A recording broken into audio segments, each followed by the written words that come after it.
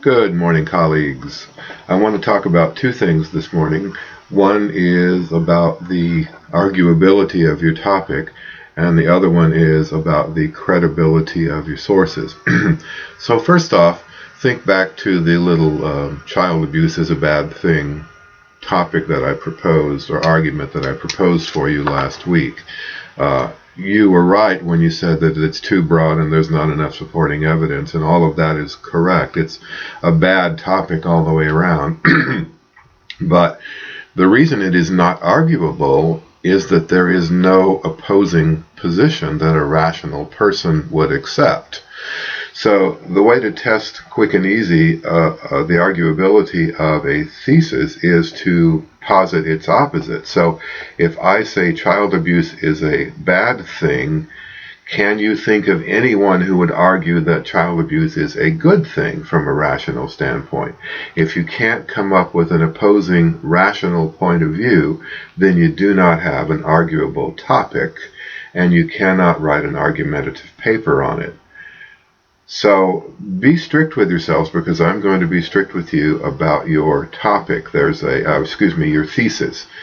There's an activity in the forum this week that talks about that. Also on page 223 in Wilhoit, there's some very good advice. You have been assigned this chapter, but be sure you focus on page 223. Again, your thesis must be arguable. It's not about a topic. Your thesis is stating a position on the topic and then supporting it. Okay? Again, please be strict with yourselves about that, because I won't be able to grade a paper that isn't argumentative. And argumentative doesn't mean stuff that people argue about. Argumentative means persuasive, in that there are two topics, two positions, two opposing positions on the topic. Okay, so be careful with that. The second thing is the massive change that has come about in research in really your lifetimes is this absolute flood of information.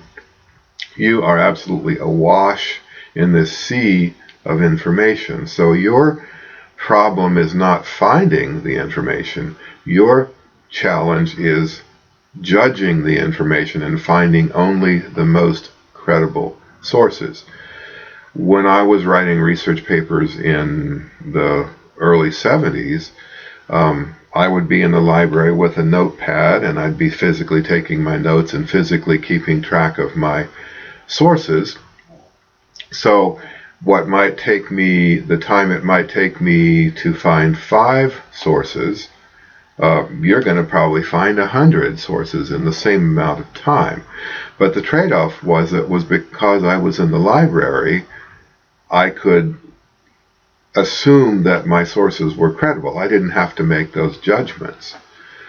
Now you are in possession of massive amounts of information, and so you have to make a judgment about what is credible and what isn't. So the reason I push the online library databases is those are deemed credible sources.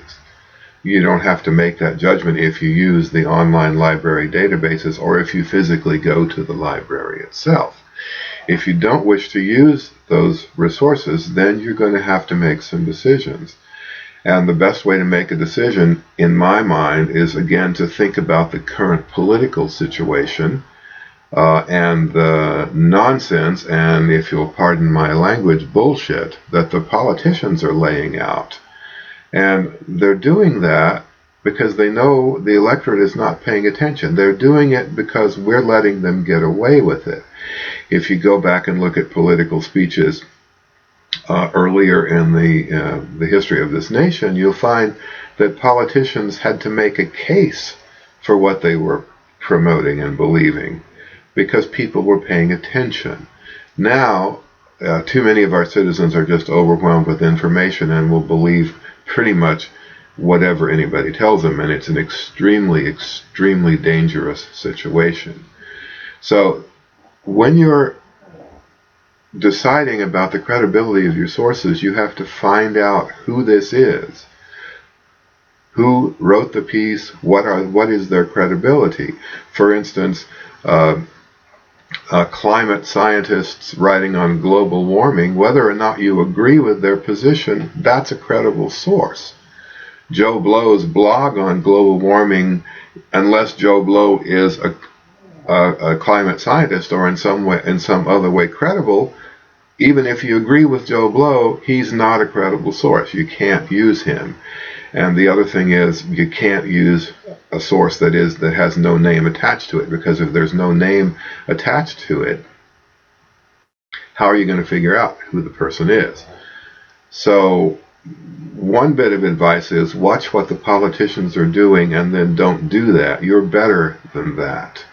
And as soon as the politicians get the point that the American public is paying attention to what they're saying and not being distracted by their dog and pony shows, politics in this country will improve dramatically.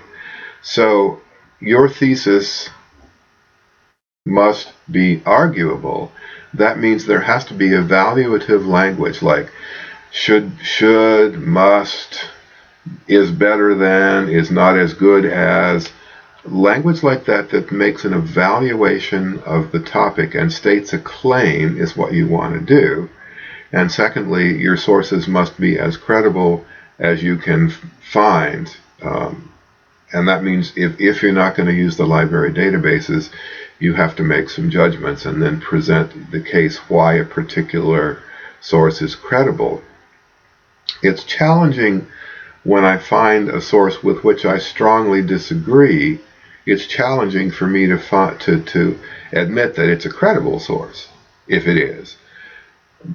By the same token, when I find a source with which I strongly agree, it's hard for me to say, yeah, I agree with you, but your argument is not credible, so therefore it's useless in writing persuasion. So please be careful about those two things. There are exercises in the forum this week that will help with that.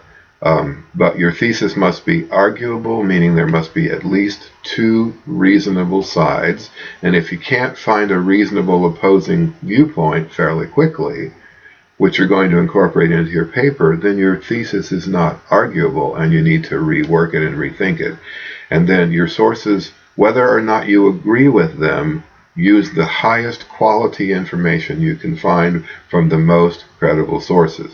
Watch what the politicians do, and then don't do that. Okay, so have a wonderful week. There is one assignment this week, shouldn't take you too long, and you can get double duty out of it as I've explained elsewhere. Okay, bye.